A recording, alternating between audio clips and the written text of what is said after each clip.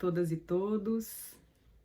Inicialmente eu gostaria de agradecer o convite feito pela Universidade Federal do Sergipe, Universidade Federal do Rio de Janeiro, instituições que eu respeito muito, para participar da programação da campanha da Voz, Unidos pela Saúde Vocal, uma brilhante iniciativa.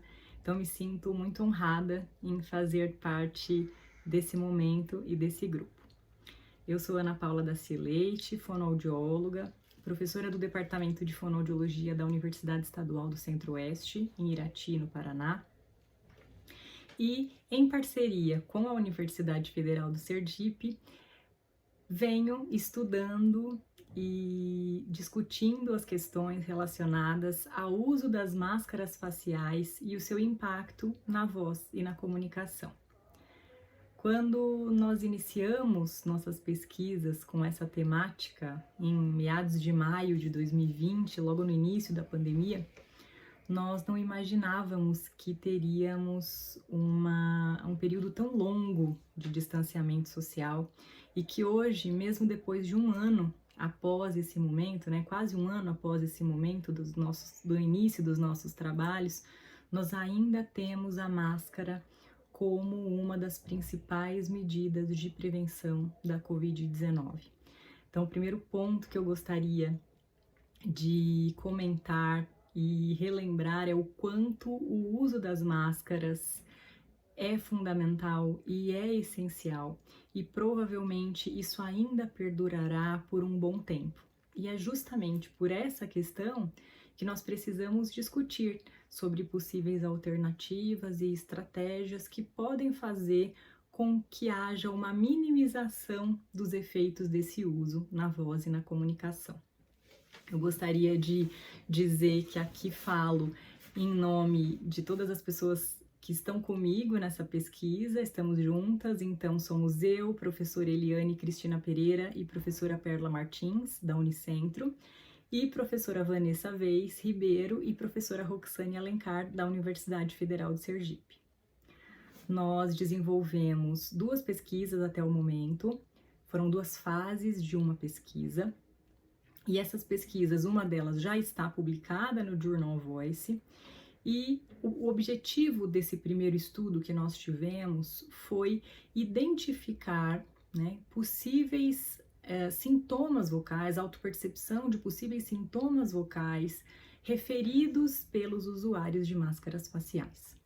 E o que nós observamos é que sim, há sim um aumento na autopercepção de sintomas vocais quando as pessoas estão de máscara, e esses sintomas eles se referem à fadiga vocal, a desconforto no trato vocal, a autopercepção de esforço para falar, além de outras características como, por exemplo, dificuldade para coordenar a respiração e a fala e dificuldade de compreensão das pessoas, tendo que repetir muitas vezes o que se diz para ser compreendido.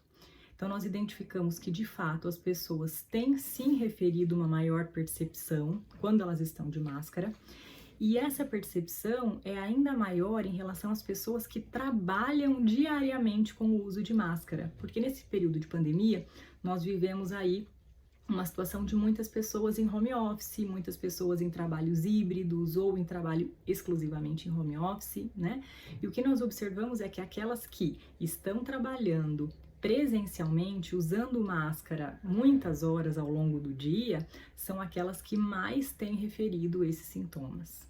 Então, esse é um ponto muito importante a nós considerarmos, fazer esse diagnóstico inicial para pensarmos quais estratégias devemos pensar do ponto de vista de prevenção de possíveis riscos para desenvolvimento de distúrbios vocais.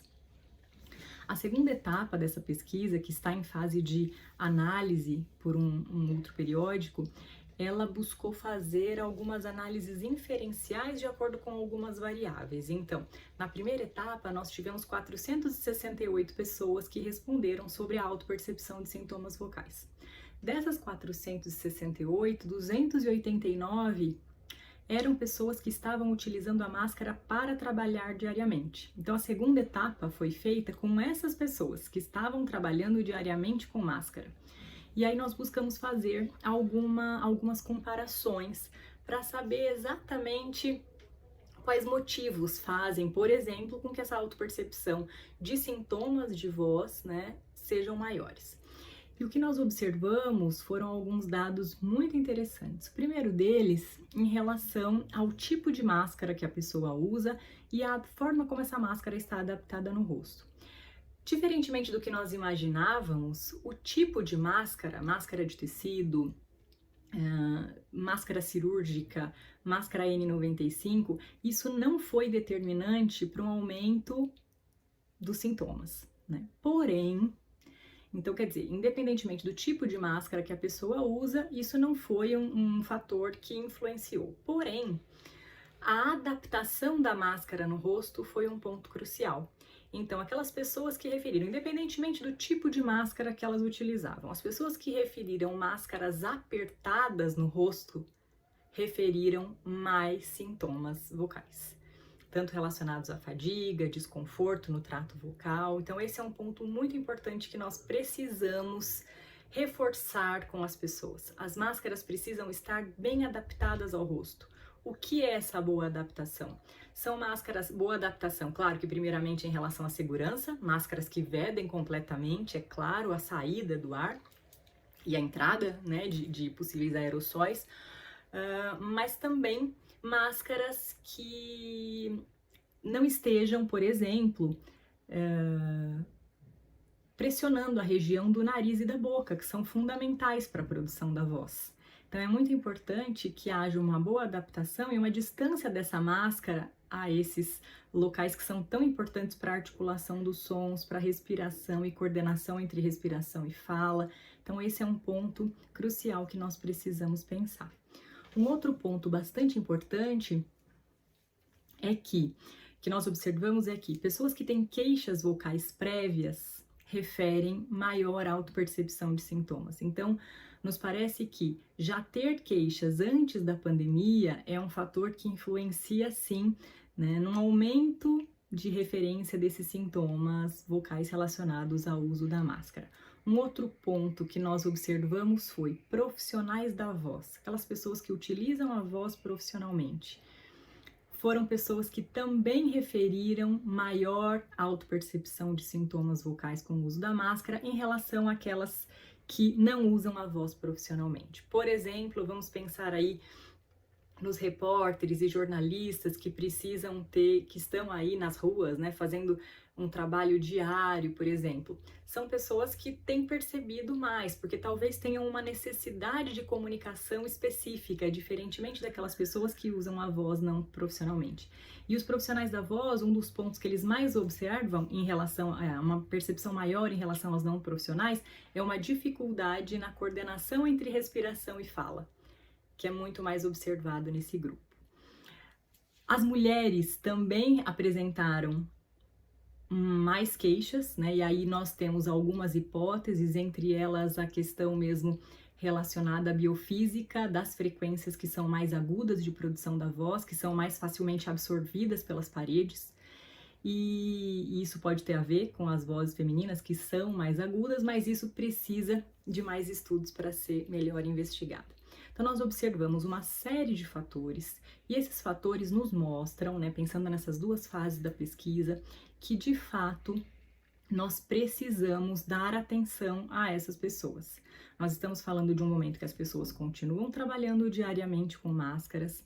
Muito provavelmente aquelas que estão hoje em home office vão trabalhar de máscara quando voltarem. Vamos pensar nos nossos professores e nossas professoras, que muitos deles ainda estão em casa, mas que muito em breve estarão na sala de aula e muito provavelmente de máscara. Então nós estamos falando de grupos que já têm muitos riscos, por exemplo, para desenvolvimento de distúrbios vocais, e esses riscos provavelmente passarão a ser maiores ainda com o uso da máscara. Então é muito importante que nós tenhamos a clareza para que possamos fazer orientações a essas pessoas, né? Como minimizar esses efeitos. Ainda não há, né, devido à brevidade aí do início da pandemia, não há estudos que mostrem sobre esses efeitos deste trabalho de orientação e prevenção na minimização desses fatores vocais, desses sintomas vocais, mas isso precisa ser sim estudado porque é um ponto importante. Então nós temos algumas dicas que são fundamentais para você que está usando máscara ou para você que está trabalhando como fonoaudióloga e fonoaudiólogo com pessoas que usam máscara. A dica número 1, que é uma dica muito importante, é articule melhor os sons. Faça movimentos amplos com seus lábios, porque isso vai fazer com que, mesmo sem a pista visual do interlocutor, que ele possa entender melhor o que você fala. Porque, apesar de tudo, nós não temos como negar que a máscara é sim uma barreira. A articulação ela é fundamental na compreensão do outro. E por esse motivo, nós precisamos mexer ainda mais a nossa boca, fazer movimentos ainda mais amplos. Isso é muito importante. Procure fazer, dica número 2, procure fazer pausas, um pouco mais de pausas ao longo do seu discurso e respire normalmente enquanto fala. Procure respirar normalmente para você minimizar esses efeitos de uma possível incoordenação pneumofonoarticulatória, né? De uma incoordenação entre a respiração e a fala. E procure, dica número 3, falar um pouco mais devagar, porque isso também vai facilitar a compreensão do outro. Uma dica número 4. Procure perceber se eventualmente você está colocando mais esforço na região do pescoço para tentar aumentar o volume da voz para se fazer ouvir. Isso não é recomendado, né? Na verdade, aumentar o volume pode gerar mais esforço e isso não necessariamente vai fazer com que o outro te entenda melhor. É melhor investir na articulação dos sons. Então, procure perceber se você está fazendo esse esforço e minimize e modifique esse hábito. Isso é super importante. Um outro ponto muito interessante, muito importante, para sua expressividade e também para ser melhor compreendido. Demonstre sua expressividade com a parte superior do seu rosto. Então, faça movimentos com os olhos, com a testa, porque tudo isso pode ajudar na forma de transmissão da mensagem que muitas vezes a máscara está dificultando. Um outro ponto bastante importante é evite falar em ambientes ruidosos, porque, né, com barulho, porque isso vai dificultar ainda mais a sua produção, ou quando você se movimenta ou está caminhando, né, e já está tendo aí uma dificuldade respiratória, com a máscara isso pode ser ainda maior, né? Então todos esses pontos, todos esses aspectos associados, eles podem sim te ajudar a ter uma comunicação mais efetiva, né, com menos autopercepção de sintomas relacionados à voz e à comunicação, e é importante que eles possam ser colocados em prática por nós mesmos e pelas pessoas que nós estamos orientando no nosso dia a dia. Nós temos, como eu disse a vocês, nós temos ainda muito a estudar sobre essa temática, principalmente no que se refere aí dos efeitos a longo prazo, de possíveis trabalhos de intervenção para minimizar esses efeitos. Eu acredito que a gente vá sim caminhar para que isso avance. Mas por enquanto, esses elementos que nós temos já desse diagnóstico inicial e já das possibilidades que nós temos já pode ajudar muito a nossa prática e também a nossa comunicação e a nossa produção vocal. Eu espero ter podido contribuir com a discussão a respeito dessa temática, quero me colocar à disposição e desejar um excelente evento a todos e a todas e mais uma vez agradecer a Universidade Federal de Sergipe e a Universidade Federal do Rio de Janeiro pelo convite, que eu me sinto muito grata. Um abraço a todos e muito obrigada.